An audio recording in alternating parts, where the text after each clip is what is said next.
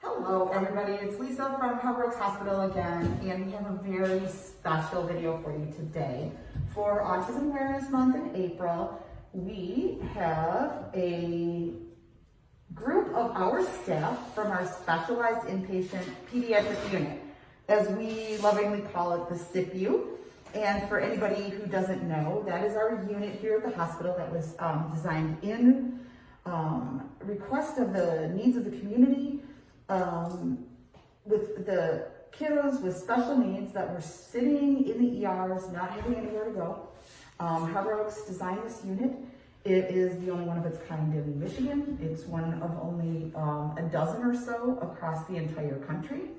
And without much further ado, I am going to introduce our program manager and let her introduce her team. And then we're going to show off a few features of the room that we're in now, which is our sensory room. So without further ado, this is Melissa. She's our program manager and a BCBA here at Harbor Oaks. Hi, so I'm a BCBA, and I work together with the team, with our kids to help develop a behavior plan. So that starts by first meeting the child and meeting the parents and kind of understanding, where the issues are that have gotten them here. And then, I like to observe the child, and then we work together as a team to develop a plan to have some, proactive strategies and then some reactive strategies that can reduce those behaviors. But then we also want to work with the parents to make sure that they're learning these strategies as well, so then they can, see some success at home as well. And we like to work with the schools whenever possible. And any outside therapies as well. So if they have ABA therapy, we want to make sure that we're doing things the same with everybody. So I love working here. I love working with everybody. I really love that we work as a team, and there's so many different disciplines working together to help these kids, have better lives. So Melissa, if you don't mind me jumping in, yeah. What are some of the behaviors that a family or an ABA clinic or school would be seeing in their settings where the child would end up needing to be admitted here and getting stabilized? So a lot of our kids have behaviors that are pretty significant in the home and in school, and it's to the point where they can no longer safely manage them. So, they bring them here, so we really have good control over the environment, and we have so many people working around the clock, to get them so then they can be in school and they can be at home and, safely. And we have a higher staffing ratio on this unit as opposed to our general pediatric psychiatric unit, correct? Because of the special needs? Yes. And what is that ratio? On our unit, we have 2 staff for every 1 patient. And when needed, we'll do 1-to-1 staffing. And then we have a smaller unit, so we only have 12 beds in our unit, so then we can really focus on, those kids and make sure that our treatment is very individualized for them. Great. And so this is our teacher. We want to introduce her. Yes, so Lorraine is our teacher. She comes in. This is one of the awesome things that we do for our kids. We make sure that we have a teacher come in and work with them. So Lorraine, you can explain. Hi, I'm Lorraine. I'm the teacher. I look at each kid. I get their IEP. I try to make school and year consistent. So I try to pick up with whatever the goals the teachers have written and go with that. I'm here 5 days a week. I love when I see some growth and some compassion toward them. Every kid is unique. They're loving, they try hard, which is really neat.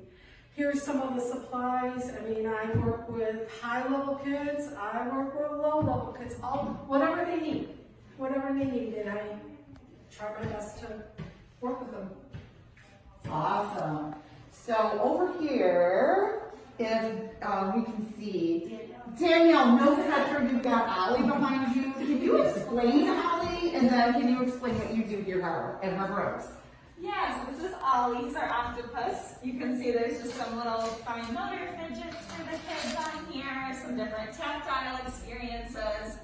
And I use him a lot in my occupational therapy treatment. I do an informal assessment on all the kids, so I'm trying to figure out, do they have needs related to their self-care, their sensory processing and self-regulation, maybe their attention and ability to attend to those educational skills that could use skilled occupational therapy.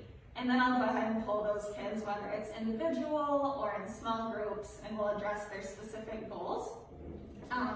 So what I see a lot here is kids who have these sensory processing issues coupled with a lack of good way to communicate. And so we're seeing behaviors related to that. And so these tactile experiences, we'll use sensory bins, we'll do a lot of crashing, rocking, swinging, just to get some of that, we call it proprioceptive input to help calm and regulate them. Tell me a little bit about what these were. I was balancing on these like yellow brick road earlier. What do you use those for? Yeah, so of course balance and coordination, but it's also super great for our kids who have trouble slowing down. So if I do this big high energy obstacle course, they're gonna be way up here. But if they have to stop and balance on each of these and say the color out loud while they're going, then that's gonna slow their brain down and get them focusing. Awesome, awesome. And so we're going to meet some more of our staff in part 2 of our interview in just a second. Hello for part 2 from SIPU at Harbor Oaks. So we have some more of our staff here now in our sensory room, and you get to see a little bit different angle and some other features. The first thing that I want to talk about is a couple of special chairs that we have.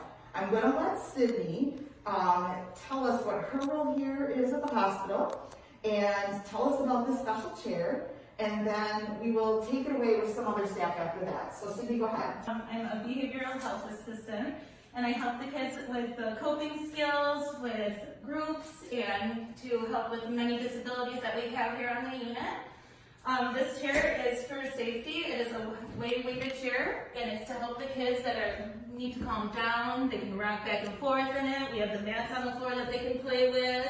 Just a bunch of things to help the kids to calm down, coping skills to breathe, other things. Awesome.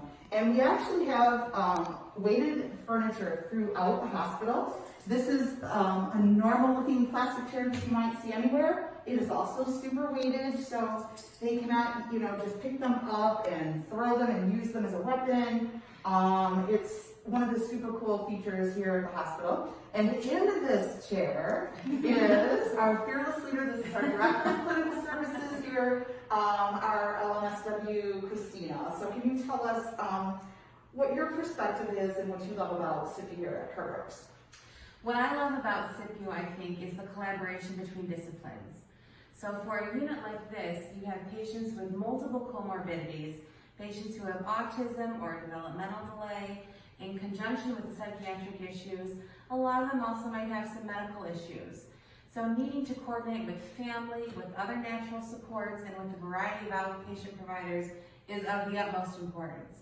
And so for us on the inpatient side of things, we also have a lot of different kinds of disciplines and providers that are going to help with that.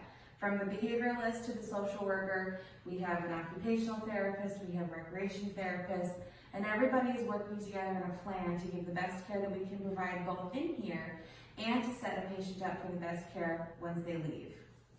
Wonderful. And so obviously we are a hospital. We literally could not function without our nursing staff. And this is one of our lovely nurses here on the SIPU, so I'm going to let you take it away and tell us what you do, how you interact with the kids, and just whatever your favorite thing is about SIPU.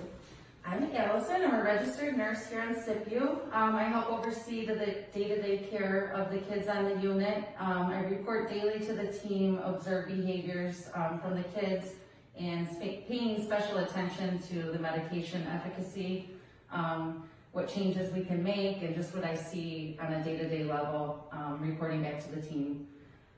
Favorite part is just seeing the most challenging behaviors change and, be safe to go home, the kids.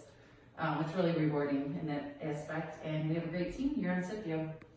Now I know I've sat in a few team meetings with you, and some of the staff who can't be here today right now are our doctor, the physician's assistant that works with him, and I know they're both very dedicated to these kiddos. Can you tell us a little bit about how you interact with them when you do your team meeting in the morning? Like what kinds of, like medication kind of aspects? Because the kiddos are often coming here needing medication changes, correct? Yes, that is correct. So every day we'll review the list of medications that the kids are on, if they are working, if they're not, if there's any input from any of us, as far as changes can go. Then Heidi, the PA, and Dr. Rahman will all collaborate together, come up with a plan, and then initiate it. We also, before any medication changes are made, we communicate with the family, we get consent, and make sure everybody's on the same page. Awesome. So if anybody has any questions, they can obviously contact our hospital at 586-725-5777. They can go to HarborOaks.com and see more information there. And I will let Melissa say whatever her last words of wisdom are about SIPU before we go. I think we all love working together as a team, and I think that's one of the really cool features, as you said, like we have so many different people from so many different professions working together, and we work together really well.